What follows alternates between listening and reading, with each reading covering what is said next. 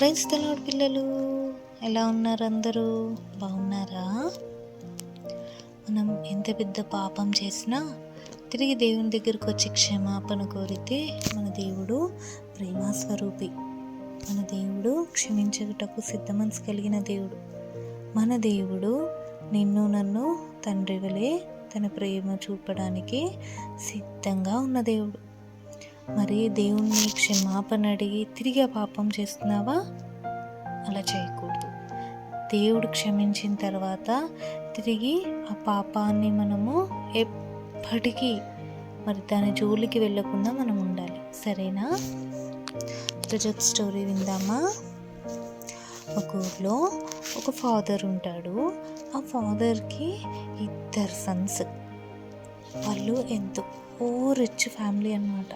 చాలా rich family. ఎన్నో ఆవులు, గేదెలు, మరి సమస్తము వరకు ఉన్నాయన్నమాట. అంత రిచ్ స్థితిలో వాళ్ళు ఉన్నారు. అయితే వాళ్ళ డాడీ వాళ్ళిద్దరు కుమారుల్ని ఎంతో చక్కగా, ఎంతో ప్రేమగా చూసుకునేవారు అన్నమాట. ఎంతో ప్రేమగా. అయితే వారిని ఒక్క దెబ్బ కొట్టేవారు కాదు, ఒక మాట అనేవారు కాదు. చాలా చక్కగా తండ్రి వారిద్దరిని ప్రేమిస్తూ ఉండేవాడు. అయితే పెద్ద కుమారుడు మాత్రం వాళ్ళ డాడీ అంటే చాలా ఇష్టపడేవాడు. వాళ్ళ డాడీ ఏం చెప్తే అది ఎదురు చెప్పకుండా చేస్తూ ఉండేవాడు.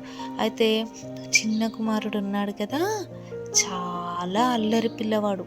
ఎంత అల్లరి పిల్లవాడంటే వాళ్ళ డాడీ ఏదైతే చేయొద్దంటాడో అదే చేసేవాడు. వాళ్ళ డాడీ మాట అస్సలు వినేవాడు కాదు.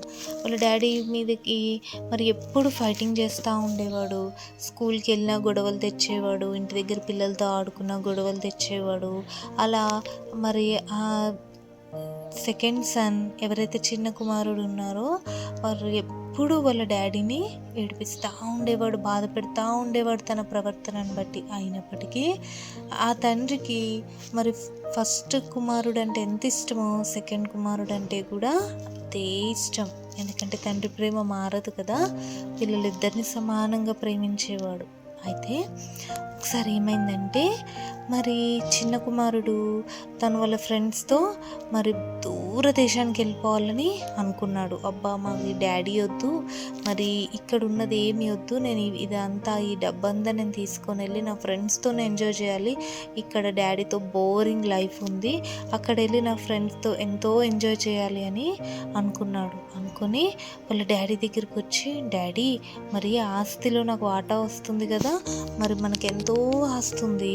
అయితే అన్నకి నాకు నువ్వు ఎలాగో హాఫ్ ఇస్తావు కదా, ఆ హాఫ్ ఏదో నాకు ఇప్పుడు ఇచ్చేసేయి, నా వాటా నాకు ఇచ్చేస్తే నేను నా వాటా తీసుకొని నేను నా ఫ్రెండ్స్తో దూర దేశానికి వెళ్ళిపోతాను అని చెప్తాడు. అని చెప్పినప్పుడు తండ్రికి చాలా బాధ అనిపిస్తుంది. ఎందుకంటే తన కుమారుడు తన నుంచి దూరంగా వెళ్ళిపోతానంటున్నాడు. ఎలాంటి వారితో వెళ్తున్నాడు? పాపులు, మరి అటువంటి పాపం చేసే మరి స్నేహితులతో తన జీవితాన్ని నాశనం చేసుకోవడానికి మరి వెళ్తున్నాడు. అయితే తండ్రి ఎంతగానో బ్రతిమలాడతాడు, నాన్న అలా వెళ్ళకూడదమ్మా, నువ్వు ఇక్కడే ఉండాలి, చక్కగా చదువుకోవాలి, చక్కగా ఉద్యోగం చేసుకోవాలి, చక్కగా ఉండాలి అని అంటే, లేదు నేను ఇక్కడ ఉండను, నీతో ఉండను, ఇది బోరింగ్ లైఫ్, నేను నా ఫ్రెండ్స్తో వెళ్ళిపోతాను, ఎంతో నన్ను ప్రేమించేవారు ఉన్నారు నాకు ఫ్రెండ్స్, నీకన్నా ఎక్కువగా ప్రేమిస్తారు, నీకన్నా ఎక్కువ బాగా చూసుకుంటారు, అటువంటి వారి మధ్య నేను జీవిస్తాను, నేను ఇక్కడ ఉండను అని చెప్పి తండ్రితో గొడవ పడి బలవంతంగా తన ఆస్తి తీసుకుంటాడనమాట. తనకు రావాల్సిన ఆస్తి తీసుకొని మరి వాళ్ళ ఫ్రెండ్స్తో దూరదేశం వెళ్ళిపోతాడు.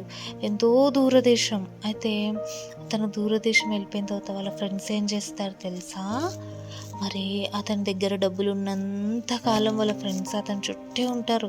నువ్వే నా బెస్ట్ ఫ్రెండ్, నీకోసం ఏమన్నా చేస్తాను అని అలా చెప్పి డబ్బులు ఉన్నన్ని రోజులు మరి ఆ కుమారుడు దగ్గరే ఉండేవారు.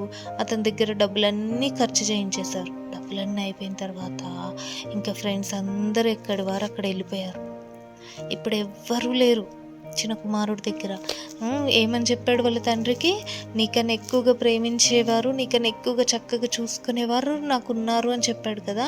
ఇప్పుడు వారంతా తన దగ్గర డబ్బు అయిపోయిన తర్వాత ఎక్కడి వారు అక్కడ వెళ్ళిపోయారనమాట. వెళ్ళిపోయినప్పుడు మరి చిన్న కుమారుడికి ఎంతో బాధ అనిపిస్తుంది. అయ్యో ఎంతో తప్పు చేశాను వీరిని నమ్మి అని చెప్పి బాధపడతాడు. బాధపడినప్పుడు మరి ఏం చేస్తాడంటే తనకు ఆకలేస్తుంటే తను పూట గడవడానికి కోసం ఒక జాబ్లో జాయిన్ అవుతాడు. అది ఏం జాబో తెలుసా? పందులు మేపే జాబ్ అన్నమాట. అవును, ఎంత దీనస్థితికి దిగజారిపోయాడు కదా. మరి పందులని మేపే స్థితిలో ఇప్పుడు అతను ఉన్నాడనమాట. అయితే పోనీ పందులు మేపుతూ తనకేమన్నా వస్తుందా ఆహారం అంటే లేదు. పందులు ఏ పొట్టు అయితే తింటున్నాయో అదే తను ఆహారంగా భుజించాల్సిన పరిస్థితిలో ఉన్నాడు. తన పరిస్థితిని చూసి తను ఎంతగానో బాధపడతాడు. తన పరిస్థితిని చూసి తను ఎంతగానో కృంగిపోతాడు. ఏంటి నా లైఫ్, చిన్నప్పటి నుంచి నేను ఎంతో ఉన్నత స్థితిలో పెరిగాను. నా తండ్రి మధ్య ఏది తక్కువ లేకుండా సమృద్ధిలో నేను పెరిగాను, సమృద్ధిని అనుభవించాను. మరి మా చుట్టూ పనివారు సహితం ఎంతో సమృద్ధిగా ఉండేవారు. వాళ్ళకి భోజనం కానీ, బట్టలు కానీ, ఉండటానికి కానీ ప్రతిదీ సమృద్ధి ఉండేది. అయితే ఈరోజు నేను చేసిన పాపాన్ని బట్టి, మరి నేను నా తండ్రిని దూరంగా వదిలేసి వచ్చేసిన స్థితిని బట్టి ఈరోజు నా పరిస్థితి ఎలా అయిపోయింది. పందులు తినే మరి ఈ పొట్టును నేను తినవలసిన స్థితికి దిగజారిపోయానని చెప్పి తను ఎంతగానో బాధపడతాడనమాట. బాధపడి మరి నేను ఇక్కడ పనిచేసే బదులు నా తండ్రి దగ్గరికి వెళ్ళి పని చేస్తాను, మరి అక్కడ పనివారు సైతం ఎంతో ఉన్నతంగా జీవిస్తారు కదా, నేను నా తండ్రి దగ్గర ఉండి అలా పని చేసుకుంటాను అని చెప్పి తన తండ్రికి క్షమాపణ అడగాలని చెప్పి తను బయలుదేరుతాడనమాట. ఇంటికి బయలుదేరినప్పుడు మరి అతను నడవలేని పరిస్థితి. అతని బట్టలంతా ఎంతో దుర్వాసన. ఎందుకంటే మరి తను పందుల మధ్య నివసించాడు కదా ఇన్ని రోజులు, ఎంతో దుర్వాసన. మరి తన హెయిర్ అంతా పెరిగిపోయింది, మరి తన చెప్పులంతా అయిపోయినాయి, తన బట్టలన్నీ చినిగిపోయినాయి, తన స్నానం లేక ఎంతో దుర్వాసన కలిగిన మరి దేహంతో తను తండ్రి ఇంటికి బయలుదేరుతాడనమాట. అయితే తను నడవలేక వెళ్తూ ఉంటే మరి దూరం నుంచి తండ్రి తన కుమారుణ్ణి చూస్తాడు. అంటే తండ్రి ఎంతగా ఎదురు చూస్తున్నాడో తన కుమారుడు ఏదో ఒక రోజు వస్తాడు అని ఒక ధైర్యంతో తండ్రి ఎంతో తన కుమారుడు కోసం ఎదురు చూస్తుండగా ఒకానొక రోజు కుమారుడు వస్తుంటే తండ్రి తన దూరం నుంచి తనను చూసి పరిగెత్తుకొని వెళ్తాడు.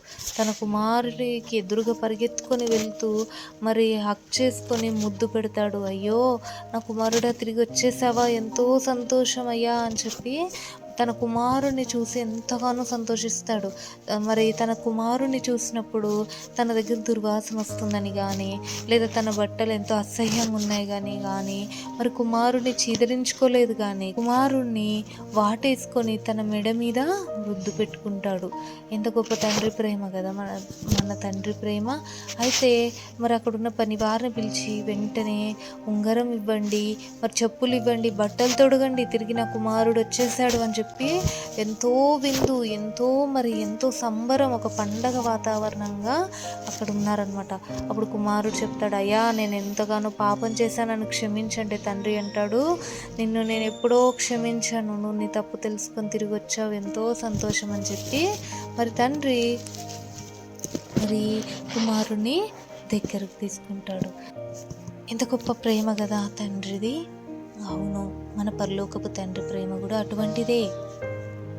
నువ్వు నేను పాపంలో పడి మరి దేవుని సన్నిధానంలో ఉన్న ఆశీర్వాదాన్ని, దేవుని సన్నిధానంలో ఉన్న కంఫర్ట్ జోన్ని, దేవుని సన్నిధానంలో ఉన్న ఎంతో మరి ఉన్నత స్థితిని మనం వదిలేసి ఈ లోకంలో, ఈ పాపలోకంలో, ఈ పాపానికి బానిసలుగా మారి దేవాన్ని దగ్గర నేను ఉండలేనయ్యా అని చెప్పి ఈ లోకంలో పడి మరి పాపానికి ఎంతగానో దాసోహమై మన జీవితాల్ని నాశనం చేసుకున్నాం. తిరిగి తండ్రి యొద్దకు మరి వెళ్ళాలని ఆశ ఉన్నా మన పాపాన్ని మనం గుర్తు తెచ్చుకున్నప్పుడు వెళ్ళలేని పరిస్థితిలో ఉన్నామేమో. ఒకసారి గుర్తు చేసుకోవా? తండ్రి ప్రేమ ఎంత గొప్పదో ఒక్కసారి జ్ఞాపకం చేసుకోవా? నువ్వే స్థితిలో ఉన్నప్పటికీ, ఎంత పడిపోయిన స్థితిలో ఉన్నప్పటికీ, ఎంతగా నువ్వు పాపంలో మునిగినప్పటికీ దేవుడు నిన్ను తిరిగి తన కుమారుడిగా, కుమార్తెగా తిరిగి నిన్ను హత్తుకొనుటకు సిద్ధంగా ఉన్నాడు. అంత సిద్ధ మనసు కలిగిన దేవుణ్ణి మరి ఒక్కసారి నువ్వు వచ్చి, అయ్యా నా పాపాన్ని బట్టి నన్ను క్షమించి తిరిగి నన్ను నీ కుమారునిగా అంగీకరించవా అని ఒక్క మాట అడిగితే ఆయన ఎంతగానో సంతోషించే దేవుడు. తిరిగి నిన్ను తన సొంత కుమారుని వల్లే సమస్తాన్ని తిరిగి నీకు ఇవ్వాలని ఆశపడుతున్న దేవునికి మరి నువ్వు ఏ రీతిగా కృతజ్ఞతాస్తుతులు చెల్లిస్తున్నావు? విడిచిపెట్టిన పాపాన్ని తిరిగి చేస్తున్నావా? విడిచిపెట్టిన దాన్ని తిరిగి మరి ఆశపడుతున్నావా? గుర్తుపెట్టుకో, ఒక్కసారి నువ్వు దేవుని దగ్గరకు వచ్చి క్షమాపణ కోరిన తర్వాత తిరిగి ఆ పాపాన్ని ఇంకా ఎన్నటికీ మరి చెయ్యకుండా ఉండడానికి దేవుని సహాయం కోరుతావా? నాతో కలిసి ప్రార్థన చేయండి. పరిశుద్ధమైన తండ్రి, నమ్మకమైన దేవ, మీకే వందనాలయ్యా. అవునయ్యా, తప్పిపోయిన కుమారుడి వలె మా జీవితం కూడా ఉన్నప్పటికీ మేము కూడా ఈ లోకంలో దేవా మరి లోకాశలకి నైనా మరి లొంగిపోయి లోకంలో ఉన్న ప్రతి ఒక్కటినైనా పాపం మాకు ఎంతగానో మరి దేవా ఆకర్షణీయంగా కనిపించినప్పుడు మేము పాపం వెనుక పరిగెత్తినప్పుడు ప్రభా, నువ్వు మా జీవితాన్ని బట్టి ఎంతగానో దుఃఖపడి ఉంటావయ్యా. అయినప్పటికీ తండ్రి, పాపంలో పడి మా జీవితాన్ని మేము నాశనం చేసుకొని తిరిగి నీ సన్నిధానానికి వచ్చి క్షమాపణ అడిగినప్పుడు అయ్యా, నువ్వు తిరిగి మీ బిడ్డలుగా మమ్మల్ని స్వీకరిస్తున్న విధానాన్ని బట్టి వందనాలు తండ్రి. దేవా, నీ ప్రేమ ఎంతో ఉన్నతమైనది ప్రభా తండ్రి, అపారమైన ప్రేమతో ప్రేమించుచున్న మా దేవా, నీకే వందనాలయ్యా. మరి నైనా ఈ స్టోరీ విని ఎంతమంది తమ పాపాలని విడిచిపెట్టి తిరిగి నీ సన్నిధానానికి రావాలని ఆశపడుతున్నారు ప్రభా. తిరిగి వాళ్ళందరికీ ఇంకొక అవకాశం దయచేయమని నీ సన్నిధానంలో బ్రతిమిలాడుకుంటూ ఈ నా ప్రార్థన యేసుక్రీస్తు నామంలో ప్రార్థించి అడిగి వేడుకుంటున్నాం తండ్రి. ఆమేన్. ప్రైజ్ ది లార్డ్ పిల్లలు.